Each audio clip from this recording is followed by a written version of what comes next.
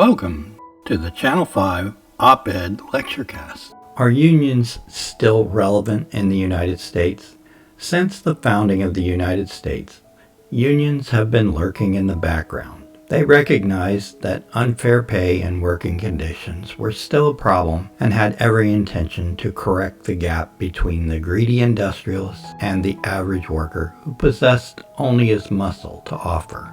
And although the early unions understood the symbiotic relationship of industry and the workforce, fair treatment of the workforce became the rallying cry. During the formative years, unions tackled real issues, dealing with pay, benefits, hours, health, and safety. And as luck would have it, there was never a shortage of battles to be waged. As the Industrial Revolution raged, and one massive corporation after another built empires on the backs of its workers. The enormous and insatiable demand for factory workers, usually low-skilled, drove the engine of society. But not everyone enjoyed the spoils of success. Unsurprisingly, not much has changed since then, as those at the top appear to be as ruthless as ever.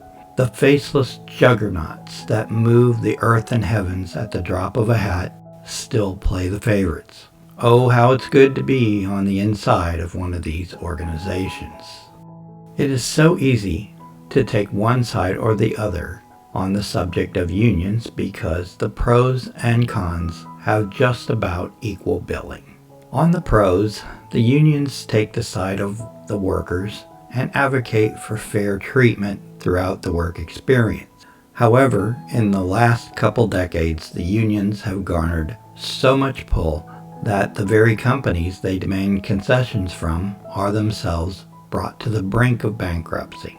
Given that industry has changed, as has society itself, it remains a delicate balance between forcing wealthy industrials to be fair to workers and still supporting the industrialists enough to make a reasonable profit for the risk they take to create the industry to begin with.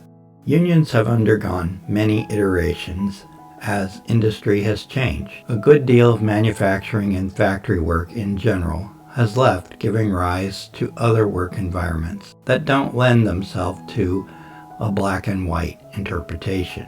Gone are the days where clear-cut low wages, excessive hours, and a general lack of benefits were obvious targets of the unions. Current day, the vast majority of employers have addressed all these issues, and some have taken it too far, which attests to the power to effect change.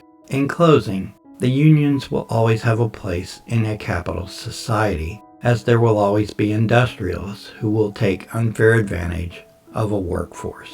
But just as the purpose of the unions is to police the work environment for workplace demands becoming too onerous, labor costs can kill an industry. Unions in the future need to pick and choose their campaigns carefully, as not every industry is unfair to the workers. The unions do their best work when there are real industrials who purposefully take advantage of labor. If you enjoyed this lecturecast, be sure to give us a like and subscribe to this channel. You don't want to miss a single episode.